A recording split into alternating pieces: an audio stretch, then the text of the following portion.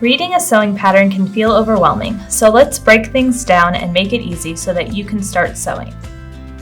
Let's start with the pattern envelope. On the front of the pattern, you'll find a picture or illustration of the garment on a figure so that you can see how the final garment is intended to look, as well as line drawings showing the other options that are included in the pattern.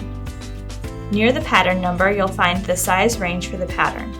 Most patterns come in multiple size ranges, so you'll want to make sure you get the envelope that includes your size. To determine your size, you'll need to locate the size chart for the pattern, which is usually on the flap or the back of the pattern envelope. Generally, you'll want to choose the size that aligns with your largest measurement on the chart, and then make adjustments to the pattern as needed to improve the fit. Once you've determined your size, you can use your size and the pattern view to determine how much fabric you need to make the garment.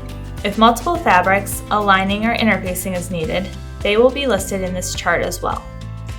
There will be two numbers listed where the size and view intersect.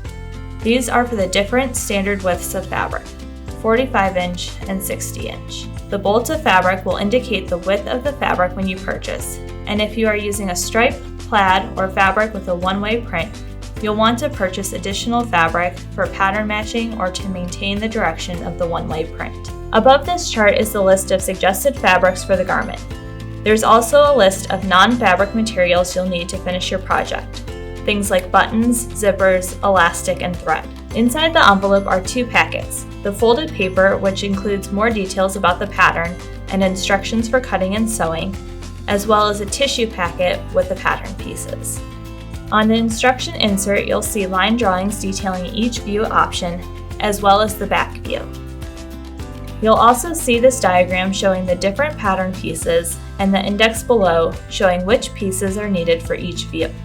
You may find it helpful to highlight, circle, or make a list of the pattern piece numbers you will need for your project. Below you will find general directions describing the different pattern symbols, how to lengthen or shorten the pattern, cutting and marking instructions, and broad sewing instructions including the seam allowance used in the pattern. On the right-hand side of this page, you'll also find the cutting layouts by view and fabric size. These represent the most efficient way to lay out your pattern on your fabric so that everything fits without excess fabric waste. Once you know what pieces you need, you're going to first rough cut around these pieces out of the main tissue to make them a little easier to work with. And then for any wrinkled or heavily creased pieces, use a dry iron to smooth out the patterns. At this point, you can cut into your pattern at the size you are making or trace that size to a separate piece of tracing paper if you want to preserve the original pattern for future uses. It's best to wash and dry your fabric according to its care instructions prior to cutting out your pieces so that it does not shrink the first time you wash your garment. Then refer to the pattern layout and arrange your pieces on your fabric. All pattern pieces have a long arrow which indicates the grain line and how the pattern should be placed on the fabric. This grain line should run parallel to the selvage edge.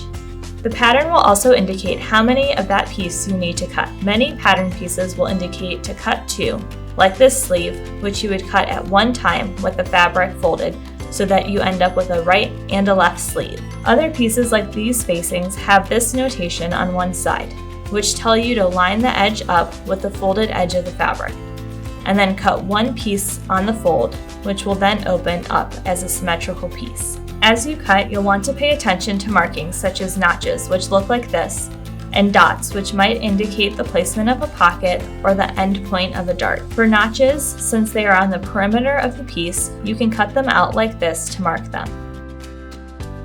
For dots or other notations within the pattern, you'll want to use a marking tool meant for fabric that will disappear, or use a needle and thread to place a temporary thread marking. For pieces that are cut through both layers of fabric, you'll need to make these marks on each side or piece. Once all the pattern pieces have been cut out, you're ready to start sewing. You'll find the sewing instructions starting on the opposite side of the instruction insert.